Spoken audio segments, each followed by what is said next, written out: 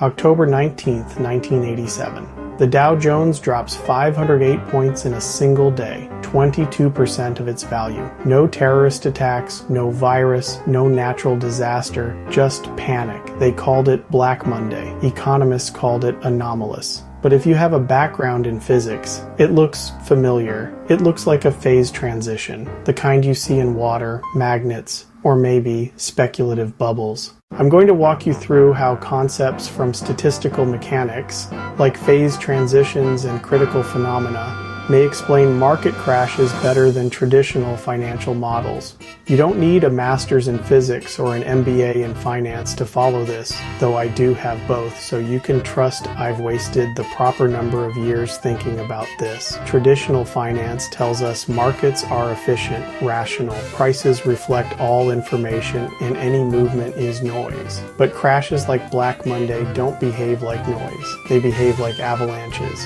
And in physics, we know how avalanches happen. A phase transition is when a system changes its state, like water turning into steam or a metal becoming magnetized. These changes aren't smooth. They happen suddenly when a critical point is reached. At that point, the system becomes hypersensitive. A tiny nudge can cause a huge reaction. In models like the Ising model, particles influence their neighbors. When enough particles align, the entire system flips, a spontaneous change of state. Sound familiar? It should. Markets behave the same way. Think of the market as a system of interacting agents, traders, algorithms, institutions. Each makes decisions based not just on information, but also on what everyone else is doing. This creates feedback loops. It's like particles in a gas, usually independent, but under certain conditions, they sync up and behave collectively. In finance, we see this in volatility clustering, days of calm followed by sudden chaos. You can model this using correlated systems from statistical mechanics,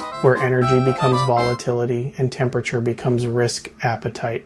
Now, let's go back to Black Monday. In the weeks leading up to it, markets were jittery. Interest rates were rising, the dollar was falling, but nothing dramatic. Nothing that would cause a 22% crash, unless the market was already at a critical point. In 1987, portfolio insurance, a popular trading strategy, relied on automated selling during market declines, which sounds smart, until everyone's strategy tells them to sell at the same time. The result? A tightly coupled system primed to cascade. One nudge and the entire network flips, like a magnet suddenly polarizing. In physics, we study self-organized criticality, systems that naturally evolve toward a critical state. A famous example is the sand pile model. Drop grains of sand one by one. Most fall quietly, but at some point, one more grain causes a collapse. You can't predict which grain will do it. You only know the system was close to tipping. Markets work the same way. When leverage is high, correlations spike, and information spreads faster than ever, the market becomes metastable. And when it tips, the reaction is nonlinear, not proportional to the cause. Fast forward to today.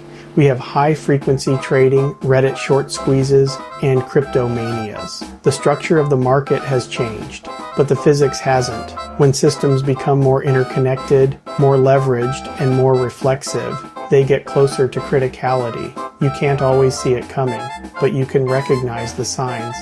Spiking volatility, rapid shifts in correlation, herd behavior, shrinking liquidity.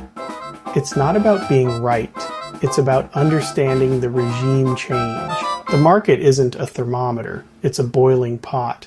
So, was Black Monday irrational behavior, or was it physics doing what physics does? Markets aren't always efficient, but they are systems, and systems crash when they're overstressed, just like bridges, stars, and yes, economies. What do you think? Are market crashes just behavioral finance in disguise, or are we watching statistical mechanics in a suit? Drop a comment below. Physicists, financiers, chaos theorists, I want to hear your take. And if you like this breakdown, subscribe, because next time we're asking, can entropy be arbitraged? Spoiler, probably not, but it'll be fun trying.